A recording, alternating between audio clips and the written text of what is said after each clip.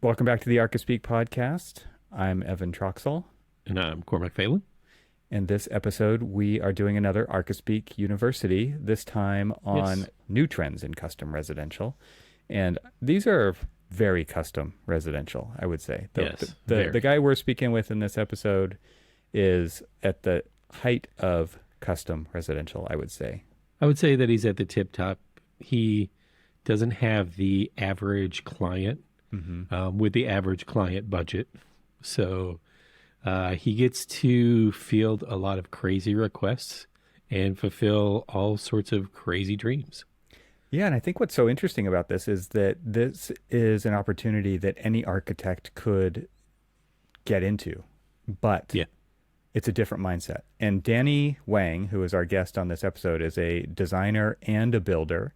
So he's definitely coming at it with a end-to-end approach, right? It's a turnkey service and product, but at the same time, he's built an audience on social media and his clientele comes from that. And he plays that game really, really well. And I think that's what is a little bit different about his approach is he's not approaching this as a traditional design build or a traditional architectural design service. It's really a modern one. And I think that's what makes it unique. Yeah. It was a good conversation. I mean, there were definitely times where he was telling stories that were slightly jaw-dropping because we all wish we had those clients, and he's got them.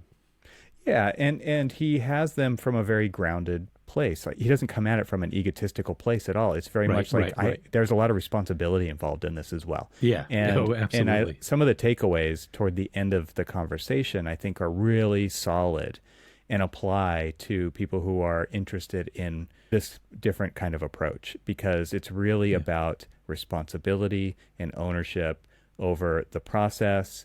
One of his favorite things that he said that I clued into was how it's our job to worry about all of this stuff when it comes to making these projects happen.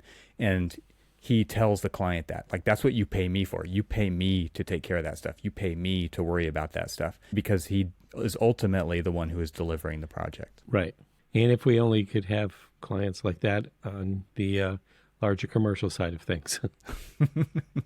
Well, let's give people a little bit of a foreshadowing here. Some of the projects that he talks about, residential projects here, are in the tens of millions of dollars. And I don't want to give the numbers yet because he gives them in this episode. So I want to tease it a little bit here.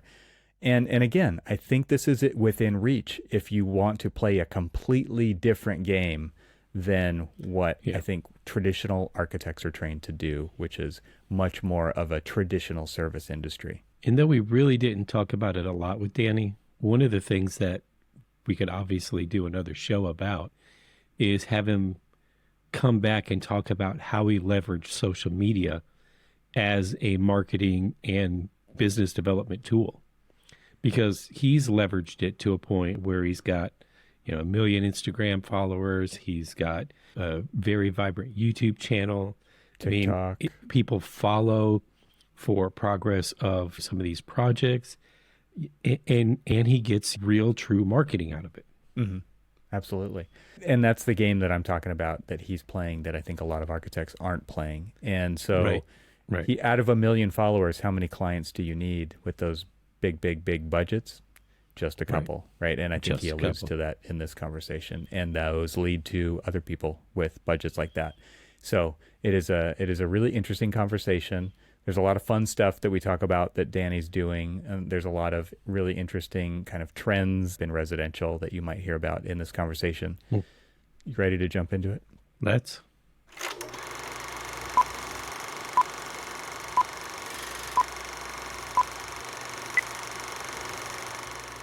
Danny, welcome to the Archispeak podcast. It's great to have you here. Great to be here today.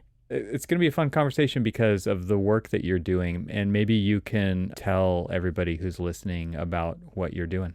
So I'm a design build firm. We design all over the world, and now we build in mostly Southern California. We try to do fun and crazy things all over the world. Nice. So give an idea of what those fun and crazy things are. I mean, the focus of this episode is really around residential projects, indoor outdoor kind of blending of living space, and the work that you're really specializing in. But give us a flavor of what that is when it comes to the work that you're specifically doing. So, we're kind of now known for just doing really extravagant indoor projects. Usually people come to me to think of, super crazy ideas. So that's kind of what I do now. I just come up with really crazy things to design, and then create how to build them. So kind of living the dream. Everybody's always looking for that client to come to us and say, I got a wild and crazy idea. Yeah, so that's, it's definitely comes with a lot of challenges. It's not easy, but it's very rewarding. So when they come to you, do they have kind of like an inkling of an idea, and then you just have to kind of pull it out of them? Or is it a very symbiotic relationship where you kind of just work through the flow of like, what is right and also what is constructible? Yeah. Or do you even worry about that? No, of course. I think nowadays we kind of build ourselves reputation on social media. So a lot of them, they'll let me do what I want to do, or I show them what I want to do, right? So I have a lot of creative freedom in that aspect. So it's more of, this is what I want, and then they'll give me a checklist, and I have to go and wow them. Yeah. Give some ideas of what those kinds of things are, or maybe let's start off with just like, what has surprised you when it's like, I would have never seen that coming, kind of a thing. Because I think the things that I've seen in your social media feed is like, they're extravagant, they're beautiful, but at the same time, I can't imagine that you've always been able to list out what the standard list of things. It's got to be something where it's like, whoa, I didn't see that coming. For the clients or for me? Yeah, from the clients. Oh, well, let's do both. Let's do clients first. I was gonna say we'll do let's both. do you. So let's say today I just had a meeting off. It's probably gonna be like $40-50 million project. It's a really small space, but we're doing a pool that's over their basement, like home theater, gaming area. Then we talked about putting acrylic windows from the pool, so you could see below, and also from below you could see above. And one of those windows is located where the jacuzzi is, and because water is a very good transducer of light.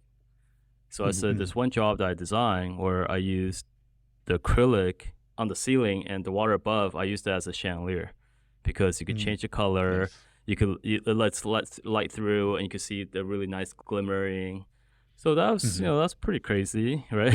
It's just not everybody has a jacuzzi as a chandelier, right? So let me ask, when you have that kind of a project where it's this basically an aquatic space above an occupied space, are you doing both of the spaces? So that you're basically building it. It's not, I guess, so I've got my little project manager mind kind of rolling, and it's just like, please tell me that this isn't an existing space that he's going to have to come back in and rip a bunch of stuff out and build a bunch of stuff over it, that he's going to have the opportunity to do it all at one time. Yeah. So we have, most of these are brand new builds, so we're able to do it all at once. Yeah. But still, it's challenging, but it's fun. I'm doing a couple of those right now. Another one, they got kind of like an indoor tennis court. Nice. So that one, the architect and the client brought to me. I was like, oh, wow, I've never seen, indoor tennis court is pretty impressive, right? Yeah. And then we're putting a koi pond on top as an entry. Wow. Entry. Yeah, so as you walk in from the garage, you're walking over this koi pond, and then underneath the koi pond, it's a tennis court.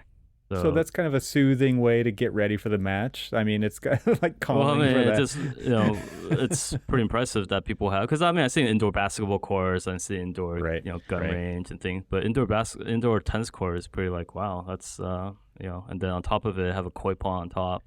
How has your business grown from, I'm kind of assuming, and please correct me if I'm wrong, it was more conventional, kind of creative spaces, but a little more conventional to, as you started to explore a little bit and you started to get a little bit more adventurous, that people were like, this guy can do it. Yeah.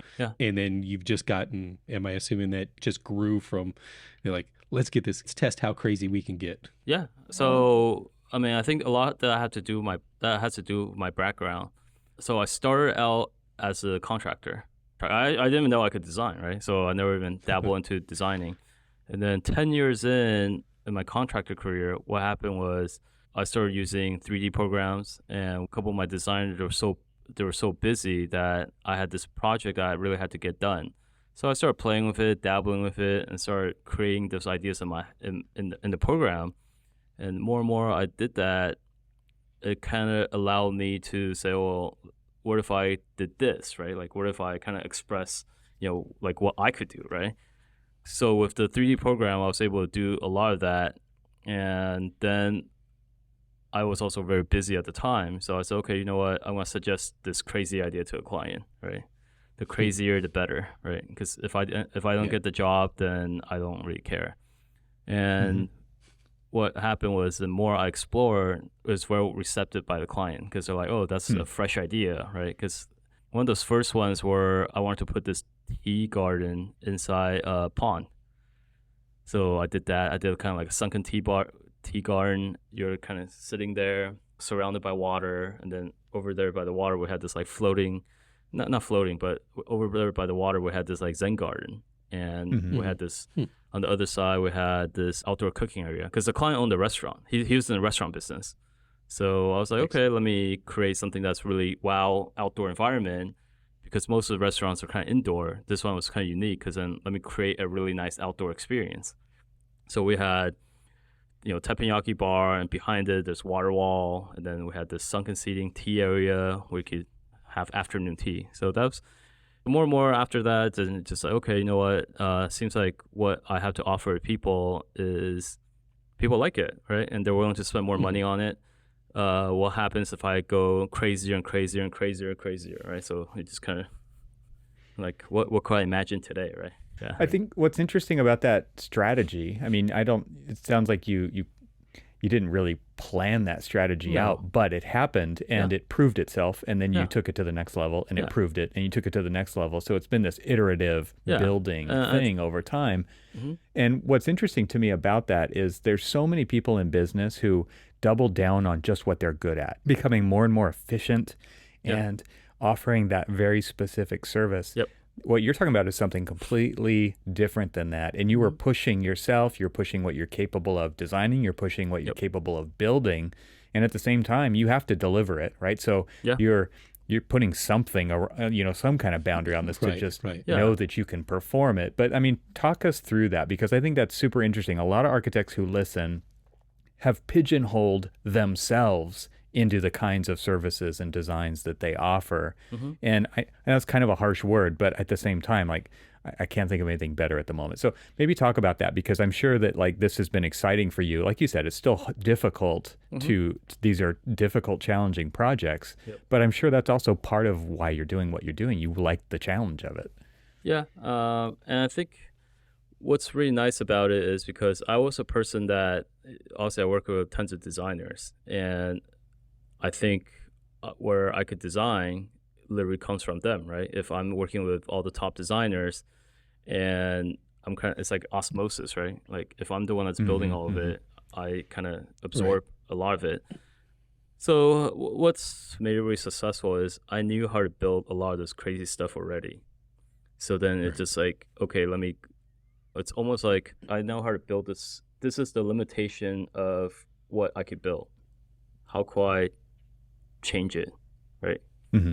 And a lot of that is also because at that point I was pretty good as a builder already. Like people refer me pretty complex jobs, so I already have the reputation of doing pretty complex project, and you earn the client's trust already because I built projects for them.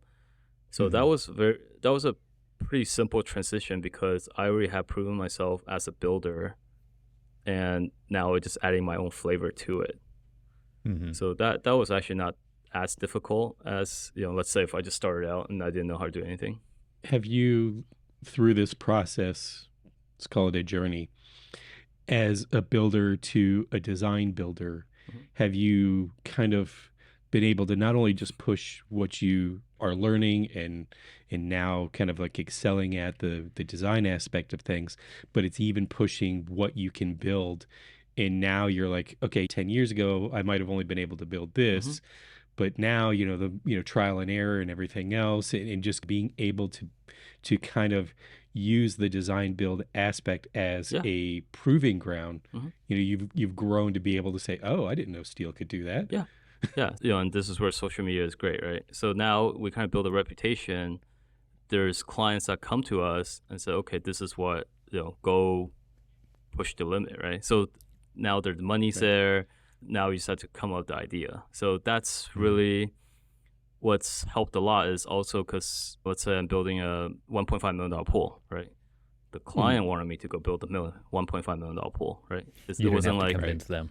Yeah. I didn't have to convince them to just say, hey, here, I want to go build the craziest thing that you could think of. Yeah. Then it's like, okay, I could think of, this, right? And whether you like it or you crazier, I could always go crazier.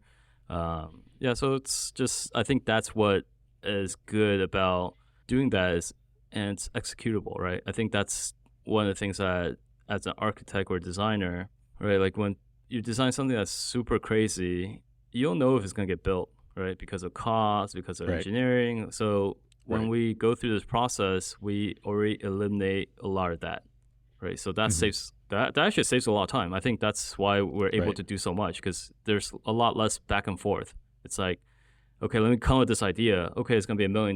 That's, and then it's like, oh, that's 10 times over my budget. Let's value engineer it. And then let's still 10 times, 5 times over my budget. Let's go do this, right?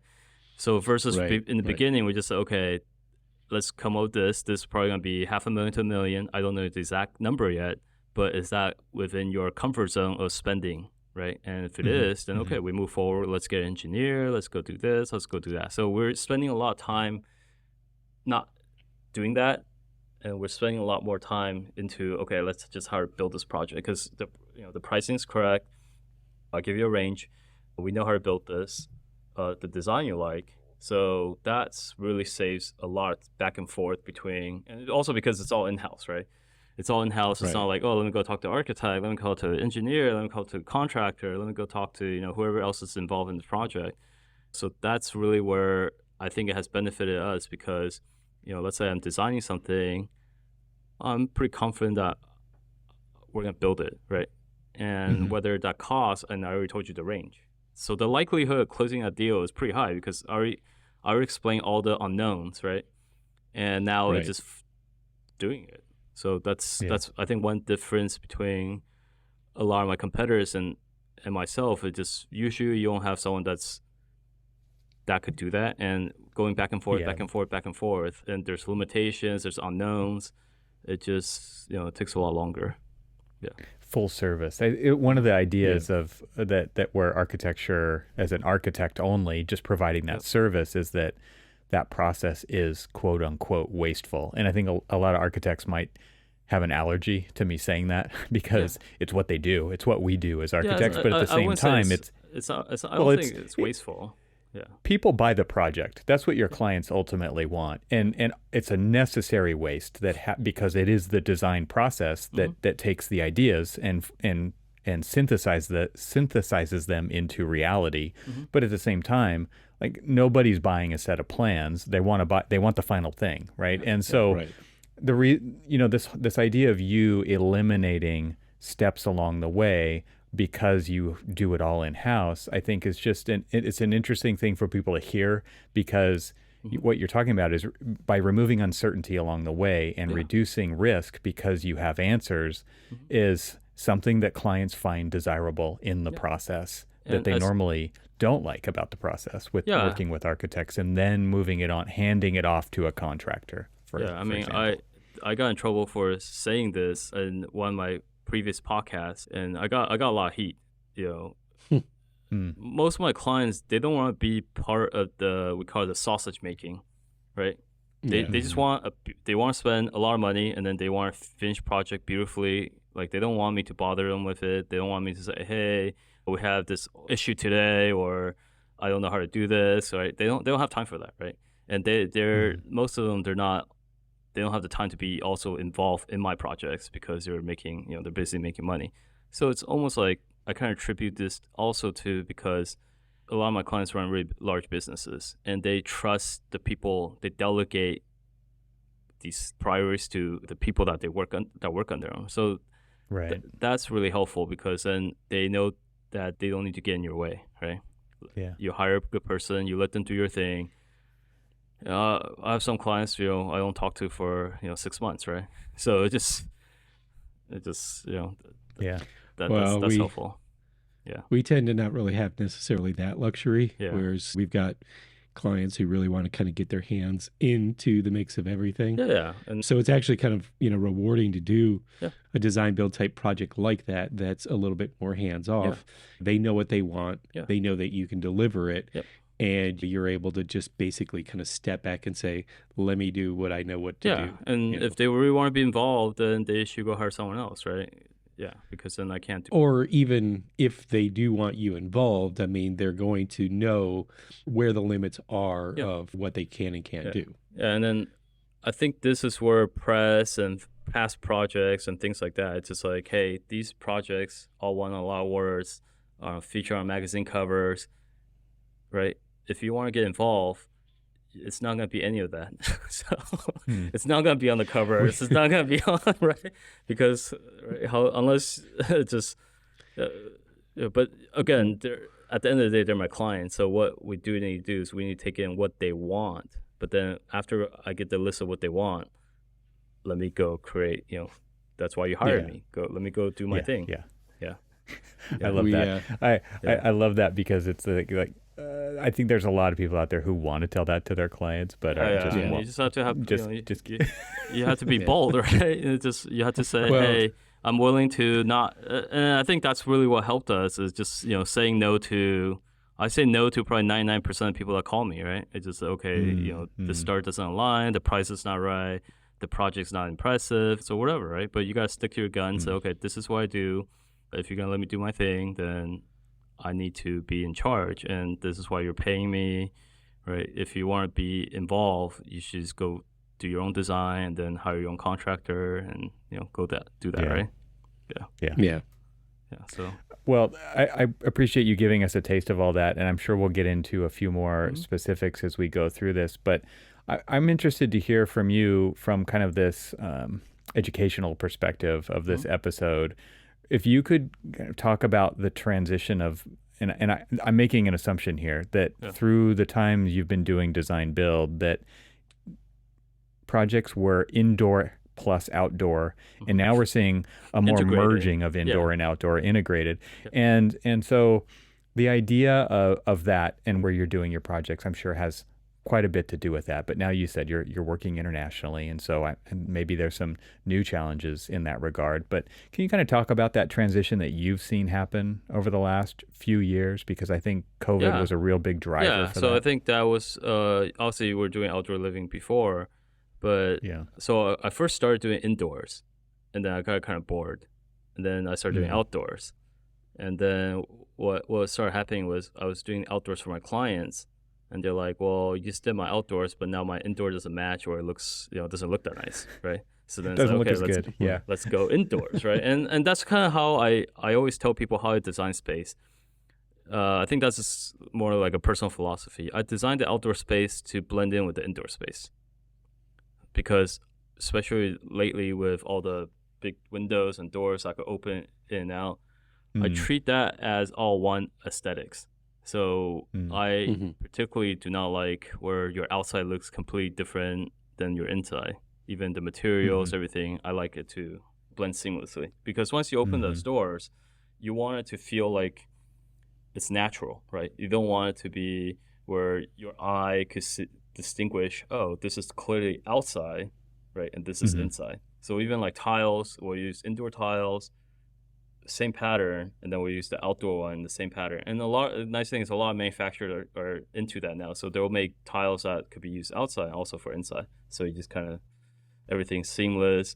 And I always say the ability to do that, you literally double your space, right? Because now you have outdoor space, especially where we're at in Southern California. It's, open the doors, go outside, right? Yeah. Right. Yeah. So that's talk about that. Talk about why so many people have shifted outside. Is it do you really feel like it was because people were feeling stuck inside and that really drove a shift to the outside, or do you think it was more about getting more for their money with the real estate that they have, kind of a thing? Maybe it's a little bit of of both? Yeah, I think all of the above, right? You have, okay, for period of time where you don't go outside, you could work from home, right? You could also, yeah, real estate price went up, right? And I think people realize, when in the pandemics, people realize, hey, a lot of their personal well-being is important, right? It's just like, okay, I could make all this money and die tomorrow, right? Or I used to spend 1 hour or 2 hours commuting, but now I have all this extra free time. I should take care of myself. Mm-hmm. And then now you're spending more time with your family, yourself. Just a lot more time is discovered. And I also attribute that most people before they spend a lot of time outside the house, so they actually never realize how nice their house could be, right? They might have the fancy office, they might have this and that. It's like, well, how come my house it has none of that, right? So it's just, I think that just kind of, it's like a clash of, it's kind of like the perfect trifecta, like the perfect storm where it's like, okay, hey, now we're promoting outdoors, we're promoting staying home, you can work from home, you could do this and that, you don't have to commute, you have extra time, all that stuff, kind of just pushed forward this indoor living for the last couple of years. So, what are some of the attributes of the outdoor space that you've seen kind of escalate? And I don't know if it was maybe a shift from, okay, now I'm going to be spending a lot more time, like say during the pandemic, I'm going to be spending a lot more time at home. Were they asking for more things that weren't really giving them beforehand because it just wasn't of interest to them? Yeah. So one big push is more room. So we're doing a lot more room additions, pool houses, ADUs, additional dwelling units. The idea of utilizing the space that you have more effectively because you're spending more time there, your awareness of it is just been such expanded, right? And all of a sudden it's like you realize you don't have all those amenities there because you've been going out to do all that stuff. So bringing that on to, right. I mean, and so can you talk about like some of the types of amenities that you've mentioned a few of them, but even more specifically, are we talking about like ice plunge pools, and are we talking about saunas? And we're like, give a rundown, like a laundry list of the kinds of things you're talking about. Basketball court, pickleball court, combo, ice plunge, sauna, steam room. Those also picked up a lot. Of course, outdoor kitchen, outdoor heating, all that picked up quite a bit as well. And then swimming pool, just outdoor living. Does swimming pools somewhat, and I say this somewhat tongue in cheek because I've seen your portfolio, and when I say this, people need to go and take a look at your website and some of the extremely amazing pools that you've done. But do pools seem almost pedestrian in comparison to some of the other crazy asks that you've been getting? And again, I say that because you've got some pretty awesome pools you've done. So I think we also integrate that, right? So this morning I was at a project walk. We're doing this really crazy project right now. You start incorporating different elements inside the pool. So, now my pools have sunken bar, sunken seating, sunken spa, right? Slide, lazy river, right? So then the pool you're building is almost like a canvas, and then you're plugging in all these spaces in the pool right now. Right. Wow. Yeah, so it's just gets crazier and crazier, right? I mean, have you done a swim out summer kitchen yet, or outdoor kitchen yet? Yeah. All right. What? You know what? I mean, I kind of figured that would be something that they would ask, and I'm pretty sure Danny might have done it. Okay, so I'm throwing up my hands here because this is not my reality. This is not my lived reality. But Danny, like you've done these projects, and like we alluded to earlier, because you've done these things, you take the risk factor way down for somebody to say, yes, let's do that. And I think that's what's so interesting about the, like, looking back and seeing the progression of what you've done over time and how it has escalated because you are able to say, oh, we do this. This is what we do. Instead of somebody like me saying, like, oh, no, I've never done that. I have no idea how much that costs. I have no idea how hard it is. I'm building outs into the conversation for somebody to say no so that we don't have to do that. But you're like, bring it on. I think that's such an interesting, like, differentiation. Yes, and I think earlier in my career, that is what differentiated us because no one else wanted to do it. Everybody, all the contractor want to go the safe route. I mean, for what we do I feel it's pretty safe, right? But just they're not comfortable taking that kind of risk. Yeah. Is it safe only because you're adventurous enough as it is that you don't say no because, what's the point of doing it if it's reserved and conservative and all this other stuff, you kind of just want to keep driving that, that adventurous design? Yeah, I think a lot of it is driven by the contractor, right? Also because the designers are usually pretty crazy. They're like, I want everything, right? But usually it's the contractors like, no, you can't do this, you can't do that, right? So we've had our heart removed. We've had our heart pulled out a few times when somebody says, "Oh, you can't do that." I don't think it's the architect or designer's problem, right? It's the person that's building it, right? Because ultimately, I see why, right? Because they're on the hook for this. Yeah. Mm-hmm. And but for me, it's just building something complex. It's once we visualize it, it's not that hard, right? I mean, you have enough resources, you have the engineers, you have the people that you're working with. It's challenging, but it's doable. So is it really about a mindset there, do you think then? Because like you're saying, no, it's doable. And that's what I'm wondering is because I think there's a lot of ways that I see this manifest in the AEC industry, which is, this is the way we've always done it, or this is how we're going to do it, or we can do that, or we can't do that. And then more often it's the can't part. And I think it's interesting because you're saying, no, it's like, it's not that hard. And I hear other people who are very successful in what they do repeating that kind of that's their feeling about it too. It's like, no, we'll figure it out, or it's not that hard. So I think let me take a step back. So I think it's actually not the contractor's fault, right? Because some of these things I've never done it before, right? I'm like, I don't know what's going to cost. But I go to my client and I say, hey, I don't know what's going to cost, right? I could kind of guess what's going to cost. Are you willing to go on this adventure with me? And sometimes there aren't, right? Mm-hmm. So I think that's also one thing that funds it, because they're willing to fund that unknown, right? Where most people, it's just like, no, I don't feel comfortable, spending $1 million on something like this, Right. So do most of your clients come with that adventurous spirit? Not all of them, but the ones that we do take on, they understand that, hey, it's going to be one of a kind, and those are usually the people that have enough money to do these kind of things, right? Just like, I want something that no one else has, never seen before. I don't care what it costs because I trust that you're gonna make it one of a kind. Well, I was more like the clients that you do take on and that go along with this ride with you. They've got to have some sense of adventurous spirit regardless, because they know, I mean, if they're going to go on this ride with you, they know, what to expect. They know what you're going to pop into the tape player and turn those jams up, because they just know. So, it's those people that we're I would say we're always looking for those kind of like adventurous spirit ones, but then they're like, oh wait, it's going to cost how much? Okay, can you pull over and I'll jump out here? Yeah, and if they jump out, right? But exactly. The nice thing is, you get enough people to do it, and this is, I mean, we could probably use this for a quote just in case I get famous. When the client says, hey, it's going to be a lot of headache, and this is what I tell them, hey, you pay me to handle all those headaches, right?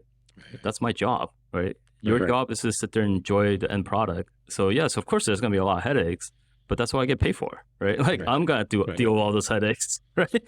Right? You sit there and enjoy the ride, right? Like make it as smooth, like flying an airplane. I'll take you to the destination. I'll make sure of course, it's going to be bumpy, but we'll get you there. So that's something that I think really helps. It just, I try to make it as easy as possible for the end user, and that way they could focus on doing what they do best, right? Go make extra money or go do this or that, right? So I think that's really where a big difference is, because some people like to make it, of course, I'm building big difficult project, right? Don't add to the stress, right? Like Right. I think it's like a personality thing. I'm pretty calm. So, okay, yes, it's going to be difficult. We're going to have, hundreds of problems. I got this, right? That's why I get paid. Yeah. Some people will be like, oh, it's going to have hundreds of problems. I mean, you guys probably deal with contractors. Oh, it's going to have all sorts of issues. It's like, well, isn't that what you're there for? Like, you're getting paid to handle all this issue. Exactly. Yeah.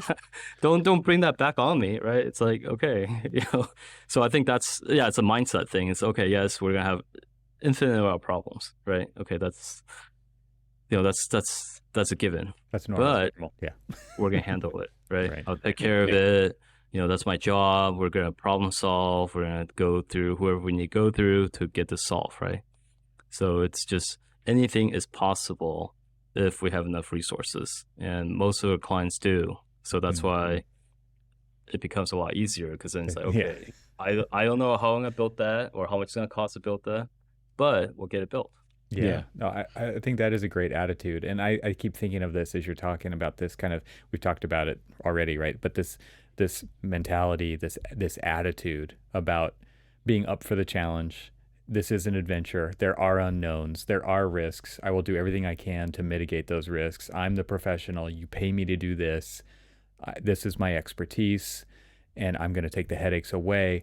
All of those things kind of play into this psychological behavior of what it takes to be successful, but also for them to feel at ease to go along this journey with you, because it is a multi-year, very expensive project, and you want them to be happy with it, right? Like that's the ultimate goal, is that they get to enjoy it as soon as possible, and all of that has to play together.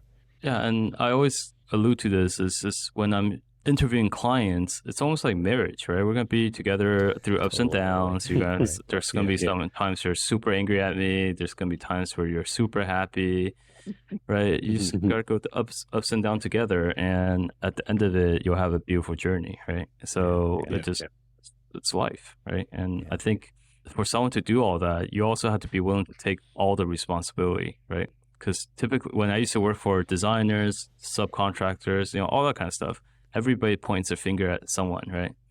With this, it's just you going in, it's only gonna be my fault, right? That doesn't work out. But it's also your reward. Yeah. So you have to go in and say risk and reward. Yeah, you have to go in and say, okay, I'm gonna get blamed for everything, right? It's my responsibility for everything, no matter what. Designer, builder, whatever, it's all my fault. So I think that's something that not everybody's willing to take on, right? Because a lot of people are always like, oh, it's the architect's fault, it's the designer's fault, it's this person's fault, it's that person's fault. For us, right, it's all my fault. There's no one else. I'm going to take all the risk, all the things that's going to happen, and whoever messes up under my watch, it's me, right? Mm-hmm. And I'm the only person to blame. So I think that's, in a sense, a good thing too, because everybody that's been in this kind of building experience, they're used to someone blaming someone else, right? It's like, oh, I can't do this because that person. I can't do that because that person, right? So there's too many restraints. It's like, okay, let me clear all the restraints and burden that to myself, right? If anything happens, it's only gonna be my fault, right? Either I didn't manage this person correctly, or this messes up, or that messed up. I had to step up to a plate and address it and handle it. So I think that's something that not everybody's willing to do, because it's a lot. It's absolutely a lot. But at the end of the day, when you can walk out to your finished creation, take that deep breath and just look at what you've created and said, yeah, it was worth the risk. Yeah. So obviously you get compensated well for that. Yeah. So I think again, it always goes back to mindset, right? It's just, I'm going to do it. I'm going to be responsible, and there's no one else but me to blame. You mentioned a couple different product categories, and when we're talking about blending indoor to outdoor, can you just throw out some other things where you've really seen substantial advancements in the last few years in those categories that you might bring up? I mean, we're talking about indoor-outdoor spaces, so we're talking about maintenance, we're talking about glass, we're talking about cleaning things, and there's got to be a few things out there that you've really seen some incredible new opportunities in design show up because there's been innovation or neat ideas happening with building products as well. Well, one of the things that's really changed a lot since probably, let's say, 5 years ago, is now they're making porcelain tiles so durable, so realistic looking and indestructible. That has kind of been my go-to versus using natural stone, using this, using that, right? Because it's now when you put them side by side, you can't really tell a difference. It's incredible. Yeah. With porcelain tile, and you could print textures, you could have tie slip, you could do this and that. So that's one. Outdoor heating, smart homes, integration of smart home outside. One of the things that we're personally doing into, and I'm building a showroom for, is outdoor heating. That's kind of gone a lot in advancement. In what ways? Like what are the kinds of things that you're actually seeing happen in that category? Yeah, so aesthetics, right? One good example will be like the Bromic outdoor heaters, right? They're very clean and sleek looking, and some of them they have integrated with lights in them, so it just becomes more like functional than just having this thing with two red tubes across, right? Or the gas heater where it burns off, it's just like little flames. And thin profile, very sleek looking. So I think that's advancement in design, where it's like, okay, hey, everybody designs this way, but let me figure out how to design it that way and still get it to work. So that's been a very big change, and we're doing that a lot in my own showroom and in my projects. Another one is audio, right? I just got a bunch of these speakers, and they sound absolutely amazing outdoors. Because now, again, people are demanding more of these amenities outside, right? It's like before we would get away with those little sound speakers, but now it's like, no, I want to have a whole surround sound experience, right? Outdoor TVs, I'm hopefully doing some that are like 120, 130 inch TV that pops out of the ground, right? Before that wasn't required, but now it's like, oh, I want to be able to watch a movie while I'm swimming, right? But I think one of the things that's interesting about like all of the different products, the heating, the speakers, the TV, even with the tile, I mean, most of it is about being able to integrate it into the project without really seeing it there. Because we always had these challenges like, oh, we're not going to do heating because I don't want to see, this big heating elements hovering over my head. So you've got this limitation. And so now things like heating, things like the speakers, you're able to basically make them disappear and be top quality without really sacrificing your design. Yeah, I have not personally done one yet, but I've seen a couple and talked to a bunch of reps. Is the one that, even like we were talking about swimming pool, right? The floor comes up and then makes it disappear, right? So that's something that we haven't done, but I would love that. I'm sure it's on the horizon. Yeah, it works for a certain location. Like it's the one of their most popular locations is London, right? Because you have limited space. Yeah. So the pricing is not an issue, but you have the space constraint. So now they have basement pools where it's okay, you're not using it, make it into a deck or something. Yeah, something else. So that's something that's been pretty cool. So I think that's just now this movement has kind of pushed people to say, hey, you know what? I want the outdoor heater to look nice, right? I want the outdoor speakers to sound nice. I want this and that. Like just pushes the bars. Okay, traditionally we're only here for that because no one cared about the outdoors, but now now there's I guess money in it. Let's make it better, and also the competition's a lot less. You might have 2 or 3 companies doing outdoor speakers. You might have 100 that's doing indoors. So again, just differentiating themselves and say, okay, hey, this is an outdoor opportunity. How do we make better things to serve that?